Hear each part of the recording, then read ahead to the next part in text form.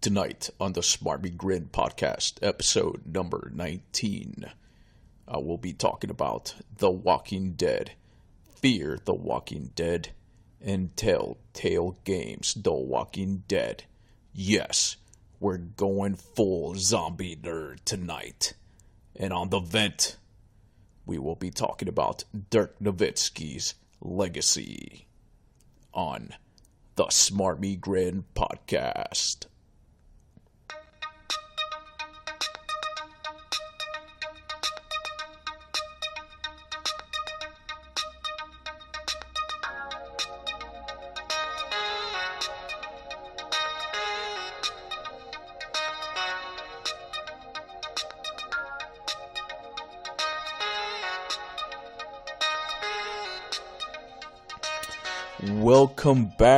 Welcome back, guys, to another episode of the Smarmy Grin Podcast, episode number 19. I hope you guys had an awesome day, and I hope you guys are having an awesome night.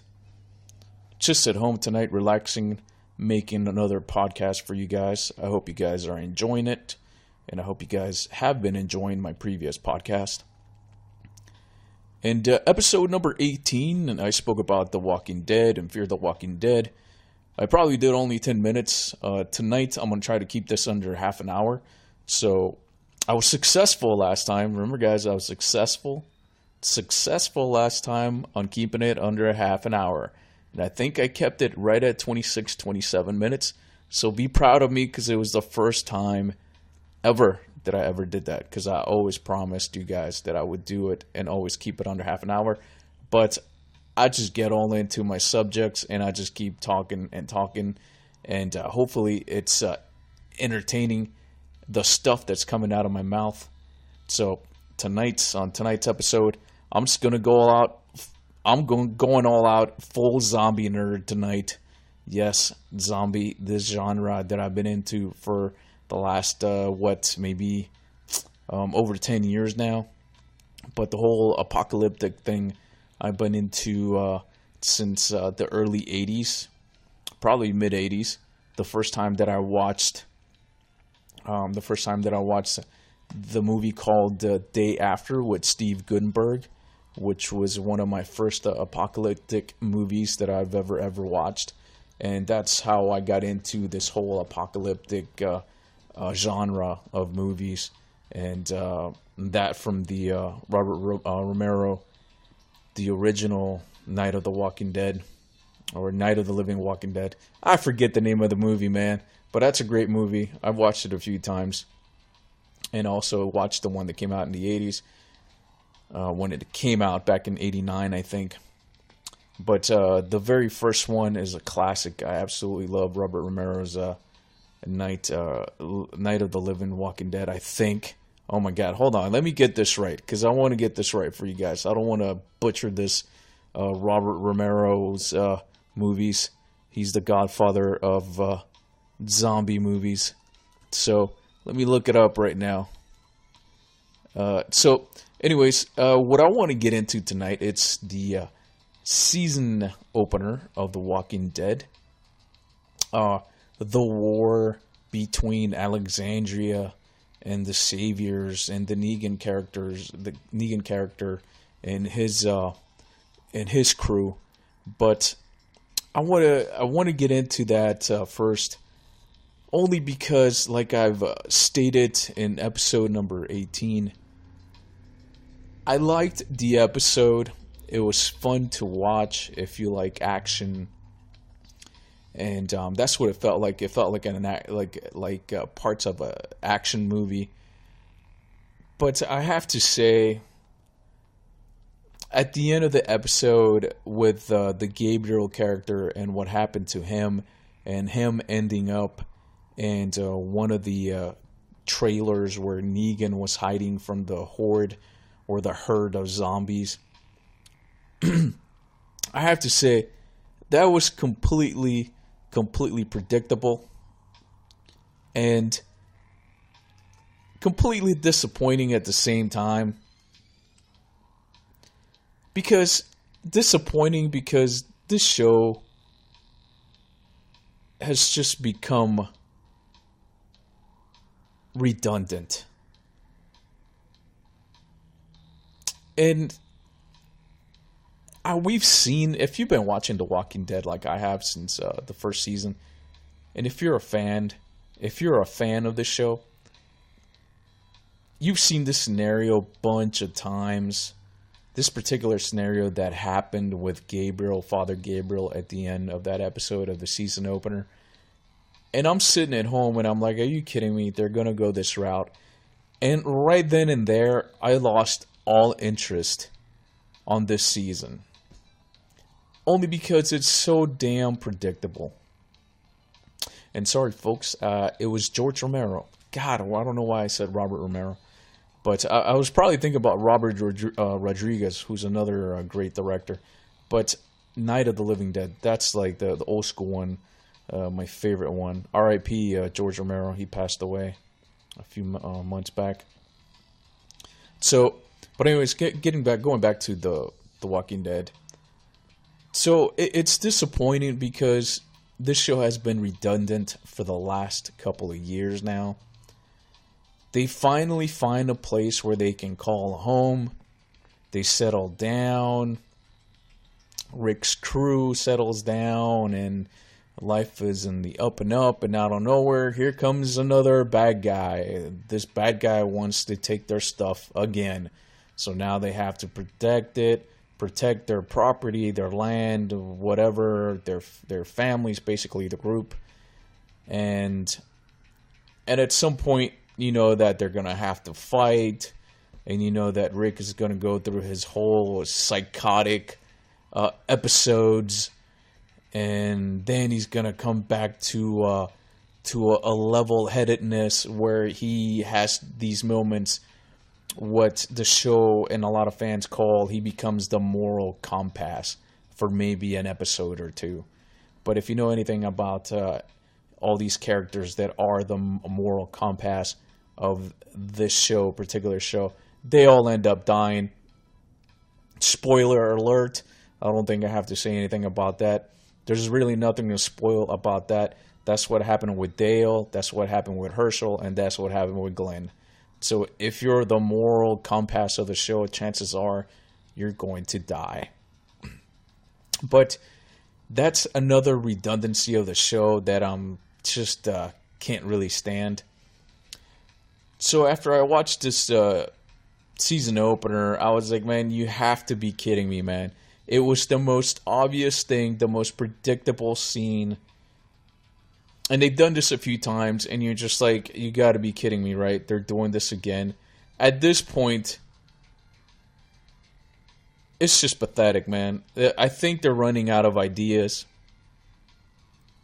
And they're really insulting the intelligence of the Walking Dead fans, if we have some. I mean, we do have a little bit of intelligence. Come on, we've been watching this show for a while. So,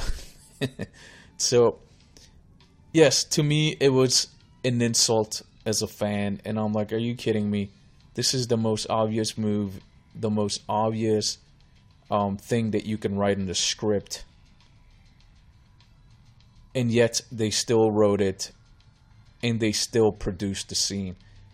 So right then and there, after that happened, I was like, you know what, man, I'm done, man. I'm done. Whatever. I mean, I'm gonna watch it, but I'm probably not gonna watch it like I used to, because I used to be hooked on it with 3 or 4 friends of mine every single Sunday, and we stopped doing that last year. Like halfway, we lost interest. We really did, and we stopped hanging out every Sunday to watch this show. We were talking about it like in the first half of the season. I was like, man, this show is not even worth watching anymore. So, and we still, my friends and I still hang out on Sundays, but we don't hang out to watch this show. We watched the season opener just to see what was going to happen. But after it happened, I was like, you know what, man, it's not even worth watching anymore. So we're basically done watching this show on Sunday nights. And the only thing that I'm going to miss about watching this show on Sunday nights is The Talking Dead.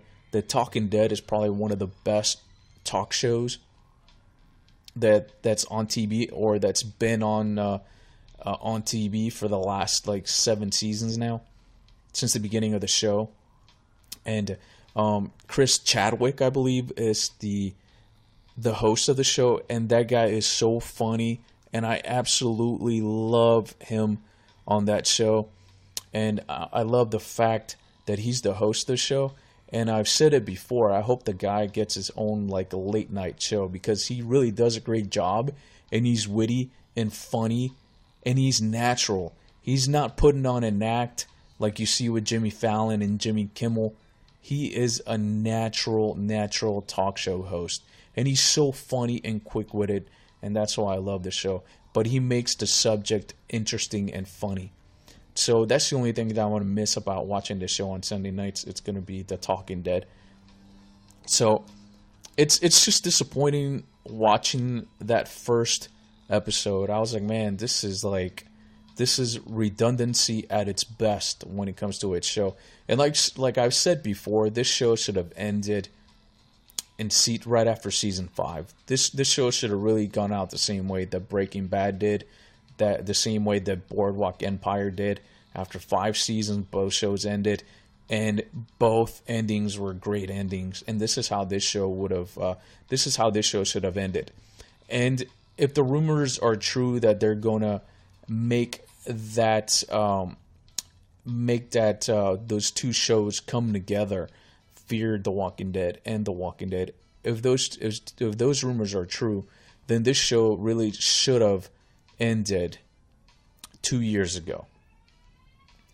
It should have ended 2 years ago, and from there they should have just kept writing Fear the Walking Dead, and then couple years later, what I'm thinking here, what they should have done is end The Walking Dead, keep going with Fear, because at that 2 years ago, that was the first season of Fear. So they should have ended it at that point, gone with Fear, and in season 3, keep going with Fear, and in season 4, merge both shows, bring all those characters back into Fear the Walking Dead. So at some point or another, these two shows are going to cross over because of the comics. The comics do that. So this is what they should have done, and it would have been a better story that way, because a lot of the fans would have been waiting for the original cast to come back on air, and the ratings would have been off the roof. But the way that they're doing it now, obviously, it's a money grabber for TNT, and it's a money grabber for all these people that are a part of this show.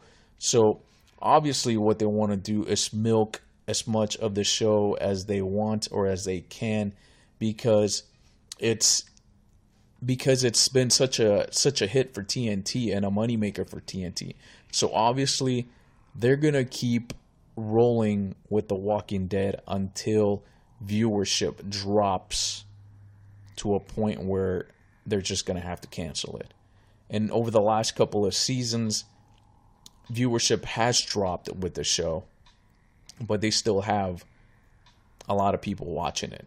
So, but it's a shame though, because I really like shows that have a great ending to it. I don't like shows that just keep going, and in the end they give you a subpar ending, which I'm thinking this is what's going to happen with this show, with The Walking Dead. So I'm just worried that, I'm not worried anymore, because this is what's going to happen, really. From watching The Walking Dead for such a long time, it looks like we're going to get a subpar ending. So this show should have ended 2 years ago, right after season 5. That would have been the perfect ending. Now, back to Fear the Walking Dead. Like I said in episode number 18 of the Smarmy Grin Podcast, what I've said was, Fear, the first season of Fear, I liked it. I wasn't too crazy about the show. I wasn't too crazy about the characters. I wasn't crazy about Madison. The only character that I liked in season 1 was Travis, and I didn't care for like a lot of those other characters. I really didn't really care for Daniel. I didn't really care for Chris. I didn't care for Madison. So I didn't really care about that show. I liked it, I got it, and it was different. And I was like, man, okay, this is different. You know, you get a different you get a different side or angle of the apocalyptic apocalyptic thing with zombies and all that. And so, as you guys might know, this show, the show is basically the whole thing is out of Southern California, LA, and so I thought it was interesting because it was different. It was completely different from what they were doing with The Walking Dead. But at the same time, I was like, man, I don't know how long this show is going to last, because it was okay. I wasn't really too fond of all these characters. I was like, you know what? It was okay. It wasn't all that what I thought a lot of us is going to be, where we're going to relate. The biggest thing is, I thought that as a fan, I was going to relate more to the characters like I did with The Walking Dead, but I didn't. It took me a while to basically not relate, but to like a lot of the characters on Fear the Walking Dead. So the first season was a good season. It wasn't great. It was a good season. It was entertaining. Kept watching. And the second season, the first half of the second season, I was like, you know what? This ain't bad. The first half, I was like, okay, this thing has got a good start to its second season. It's got a good future here. It's entertaining. It's fun. There's some characters that I like and I hate. And when you go through all those different emotions, when it comes to characters, then you're like, okay, they're doing something right. Because if you hate a character on a show, regardless if you hate it or love it, you're getting some kind of emotion out of that. So you're liking their characters, and you're hating the characters, so you're getting involved in the story one way or another. So by the second half of season 2, I was loving the show. And then by season 3, which was this last season, absolutely loved it. And I thought from the second half of the second season and on, I thought that Fear was the better show of the two. I thought it was a better show. And I'm sorry, I've said this so wrong. I feel like an idiot right now because I'm a fan of the show. But it's not Chris. Chris was Travis's son. Those two characters are gone. The kid that I really like and I really disliked was Nick. I couldn't stand Nick in the first season. I ended up liking him in season 2. Ended up loving Nick in season 2. And season 3, I absolutely was rooting for this kid. So I was enjoying his character a lot more. Madison in season 1 and even now all the way through season 3, she has become the Lori of the show, completely annoying and making all the wrong moves. She's like, to me, she's a combination of Rick and Lori, like rolled up in one. And actually, no, she's like Rick, Lori, and Shane rolled up in one, because she has tendencies of being really crazy, and then she has tendencies that Rick has, like the moral tendencies. And then she has those Lori's tendencies where she's playing a lot of people at the same time, even her own kids, so her own family members. So I see her as a combination of all the characters in one. And Nick is just a cool characters. So I'm hoping they'll bring back his character. I like Alicia. We don't know what happened with Alicia. We don't know what happened with Nick. And we definitely don't know what happened with Daniel. So next season is going to be interesting to see what's going to happen with all these characters and where they're going to take all these characters. Especially Victor. Victor, who knows if he survived or not. So you have a lot of question marks on like 3 or 4, I would say 3 major characters. Actually, 4 right now, because you have Alicia, Nick, Daniel, and Victor. So the 4 original major characters that have question marks as far as if they survived that whole season finale. So the only person that survived, if you watch the show, spoiler alert, is Madison. Madison's the only one that survived that season finale. So who knows what's going to happen? And nobody knows what happened to Elizabeth, Nick's girlfriend. So nobody knows what happened with her and if we're going to see her down the road.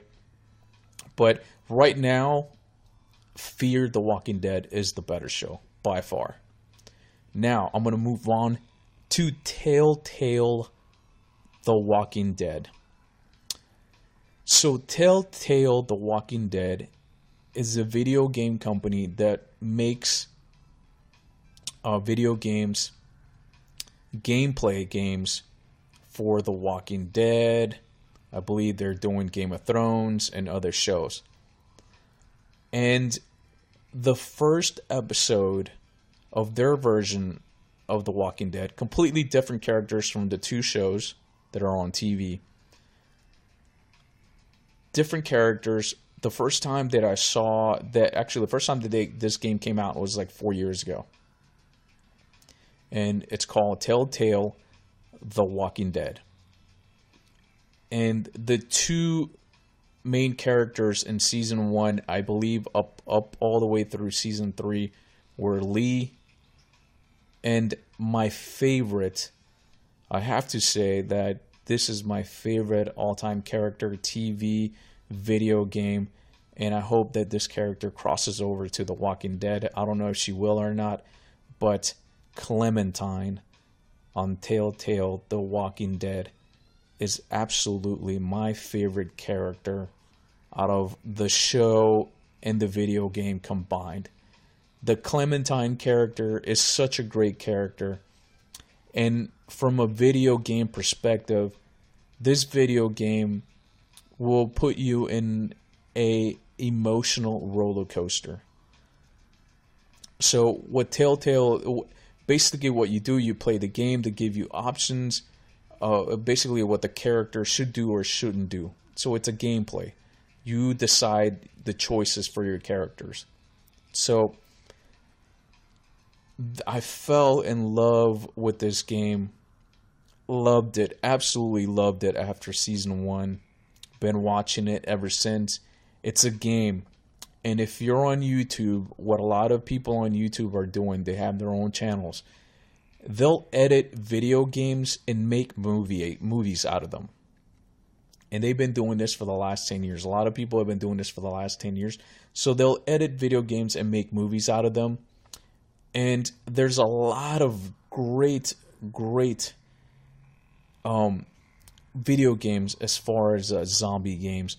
But the best one is the Telltale The Walking Dead. And Clementine, her character, basically in season 1, Lee finds her in her house. You have to watch this. Just go on YouTube and YouTube Telltale The Walking Dead. And you'll find plenty of material. And basically what these guys are doing, they're just editing the games and making movies out of them. So they play the game, edit them, and make a movie out of it. Or episodes out of it. So Lee finds Clementine by accident at her house. The zombie apocalypse just hit. This is in the same area in Atlanta, in Georgia. Same thing as the original show, The Walking Dead. So it's in the same region, same area, same city. So Lee finds Clem. Clem is all by herself in her house. I think at this point Clem is like 8 years old, maybe 7 or 8 years old. And she doesn't know what happened to her parents. And we can all assume that her parents didn't survive. And she survived in her house. So from there on, Lee takes care of Clem. And I'm not going to say much. Just watch it, what happens. Because it's so heart-wrenching, the stuff that happens to Clem and Lee. And it's so real because you can really see things like this happening in real life as something like that happened. And I truly do believe, and I think that this video game, a lot of people are going to disagree, but just because it's a video game, people don't give it a lot of credit. But I have to say, this video game has the best story than The Walking Dead and Fear the Walking Dead. Because it is so emotionally draining, especially from Clementine's perspective. And when you see her character and what she goes through, you get so involved in that character. You get so emotionally involved, and you're like, man, like, I love this character. And you feel so bad for her for all the things that she's gone through. But she's such a warrior that she goes through all that. and she just moves on with her life. But she goes through all this crap, but she's a survivor and a warrior. But at times, the stuff that she goes through, man, you just want, I know she's just a video game character, but man, you just want to give that video game character a hug. And at times you're like, oh, come on, people who like come on, like Telltale, like give this poor girl like a break, man. They have this poor girl go through so much crap and so much loss in her life that it's like at some point at one point I was like, seriously, come on, man, give Clem a break, man. But this character is absolutely my favorite character. I would have to say she is definitely my favorite character from a video game perspective. And if they were ever make a movie out of this or a TV show, or if they do the crossover, she would definitely be my all-time favorite TV character. But I'm telling you guys, watch this on YouTube. Look for the Telltale The Walking Dead and look for those seasons.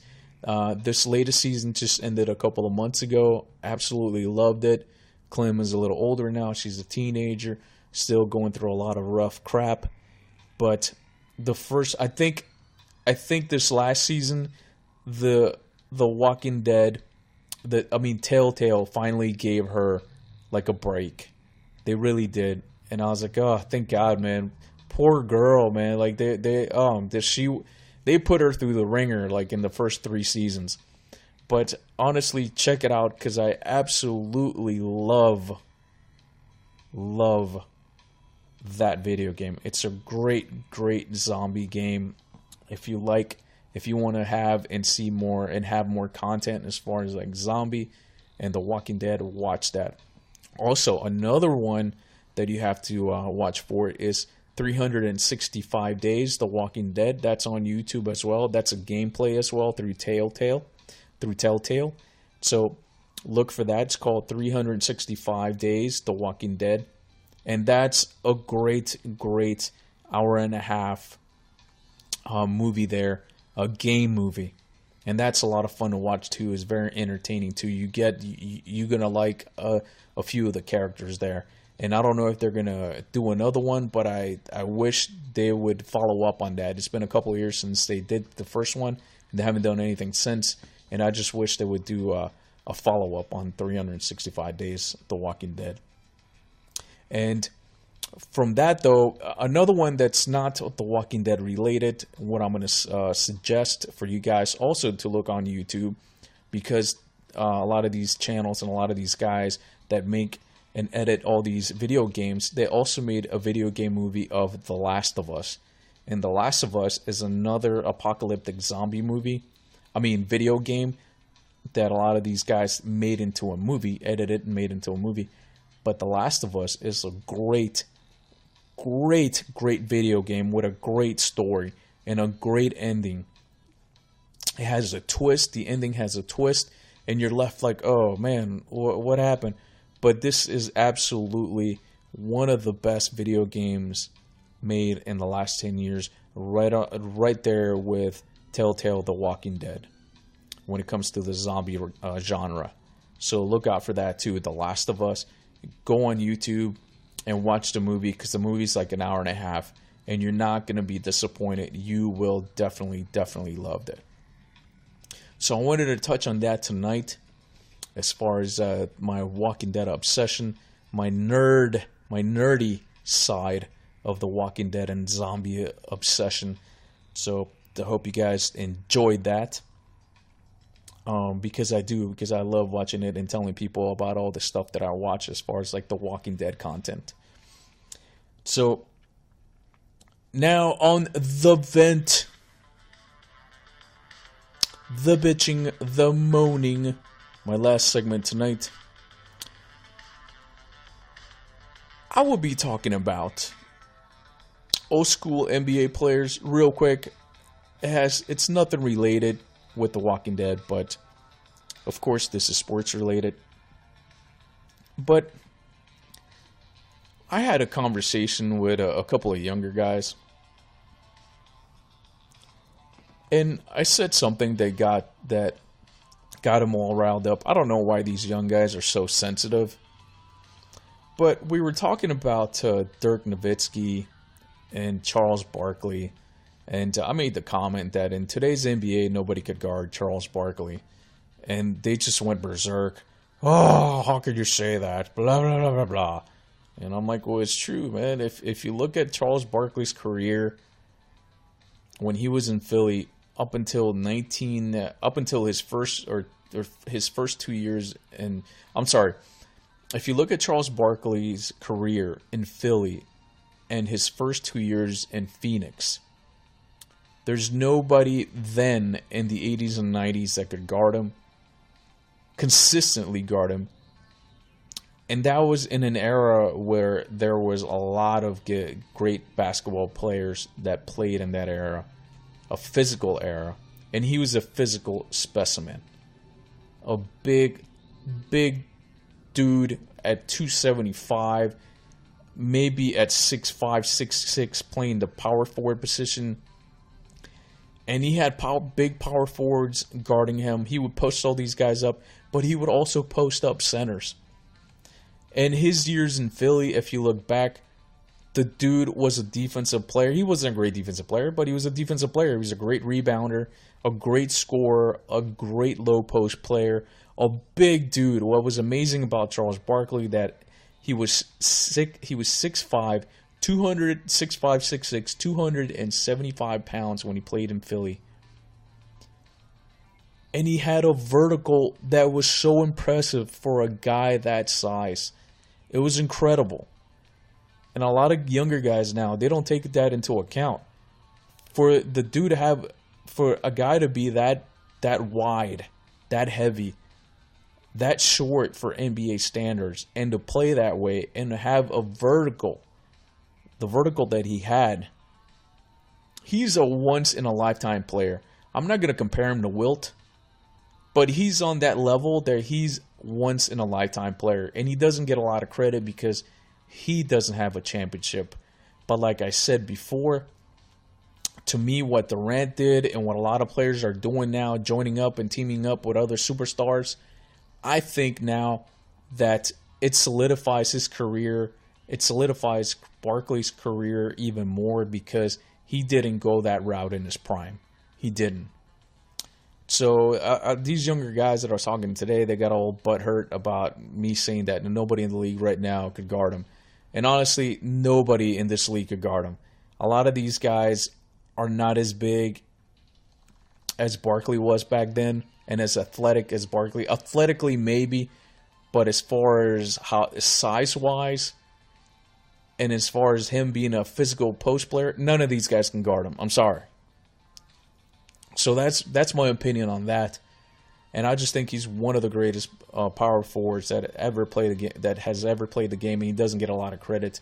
And I've always enjoyed playing him, watching him play, and even now just watching highlights. And even like 30 years later, after watching him play, you're like, man, you look at these old school highlights, and you're like, man, that guy was something else, man. That guy was a stud, and he doesn't get a lot of credit, man. Because what a lot of people see is he doesn't have a ring, and that's not fair. But to me, what these young kids are doing in the NBA solidifies Charles Barkley's career even more, even without the ring, because he did it without no help. And he went to the finals with a good team, but not a great team. So to me, in today's league, there's nobody in this league that could guard Charles Barkley, period. Nobody. He would have a field day in today's league. The dude was averaging almost 30 points a game back in the day. He would probably average more in today's NBA. Now, from there, I want to talk about another guy that doesn't get a lot of credit, and that's Dirk Nowitzki. I don't understand why Dirk doesn't get a lot of credit. I really don't get it. And it really ticks me off because I'm a basketball fan, I'm an NBA fan, but I'm also a fan of great talent. And what I saw in 2011 when the Mavericks played the Miami Heat, I've never seen that before. I've never seen a guy have such a great playoff and finals run. Excuse me, let me take some water real quick. Man, that was good. But I've never seen a guy go on a prolific playoff season, if you want to call it that. A prolific scoring playoff. I never seen a guy have that before at the power forward position on what he did. He dismantled the Lakers. He dismantled the Spurs. He dismantled Miami. And I'm not sure if it was either... Who was it that he... Yeah, the Heat. That was a Heat. That was a Heat team that was loaded with it was loaded with 2 future Hall of Famers, with Dwayne and LeBron. He dismantled the Lakers, who just won a championship the year before that. So they were still a championship team. He dismantled the Spurs, who won a championship years before that, but won a couple of more after that. I think they won one more after that. So in that run, he beat 3 teams that were former, present, and future champions. He did it without no help. And what I'm talking about, no help, he didn't have a Hall of Famer in his prime on his team. He had a Hall of Famer in Jason Kidd, who was past his prime. And that team was full of older players, but mentally tough players. But Dirk was by far the best player in the playoffs, in his team, and the teams that he went up against. And that finals performance, I watched every single game, and I couldn't believe the games that he was having. He was in the zone. He really was. He was in the zone.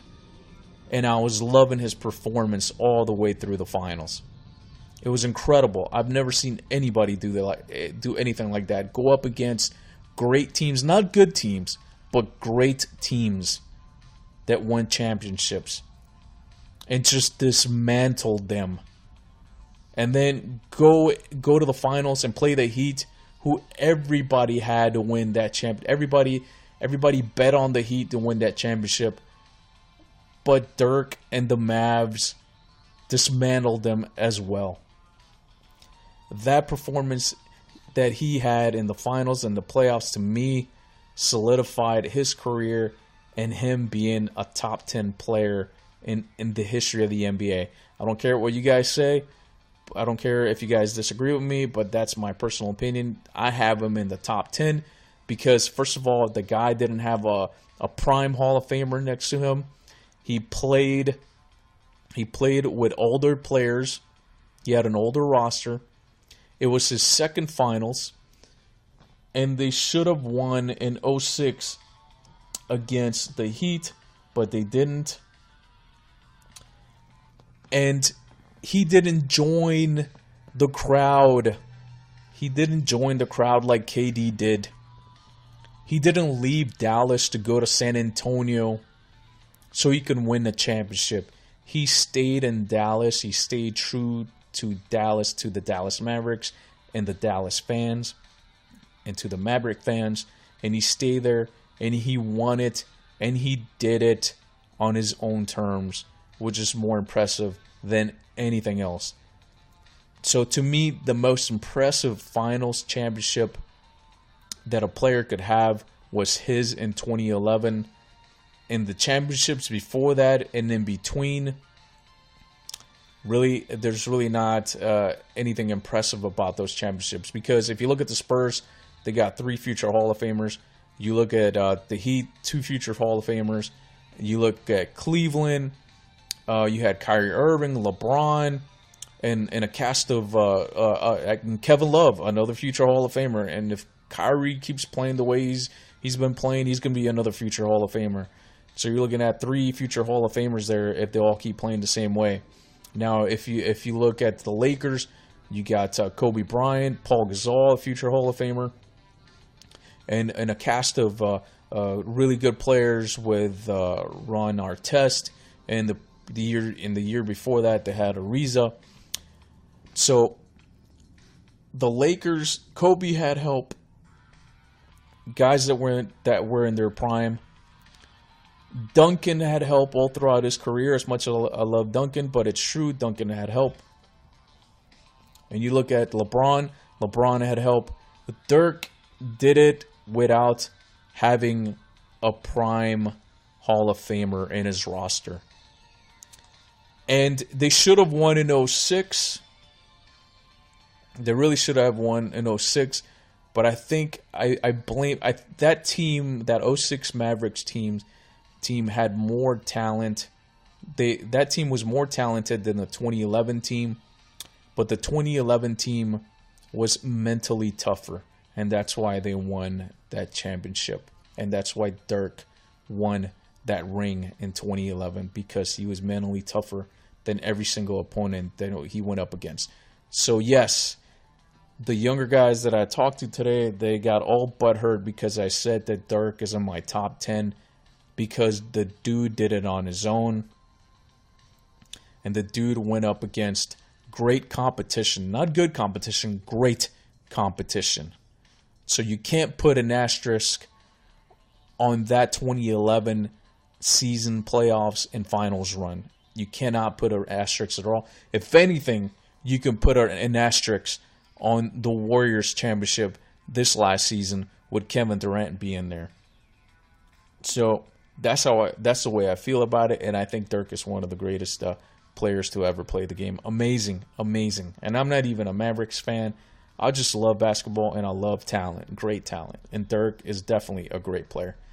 But anyways, I wanted to vent about that. So thank you for listening. I know what a contrast. We go from like the zombie Walking Dead genre to basketball in sports. Who knew? But I cover it all. But anyways, thank you for listening to the Smarmy Grin Podcast, episode number 19, guys. Thank you. I greatly appreciate you guys listening. And I hope that you have enjoyed tonight's episode. And I can't wait for my next episode to talk to you guys again. I hope you guys have a great night. And I hope you guys have a great week. See ya!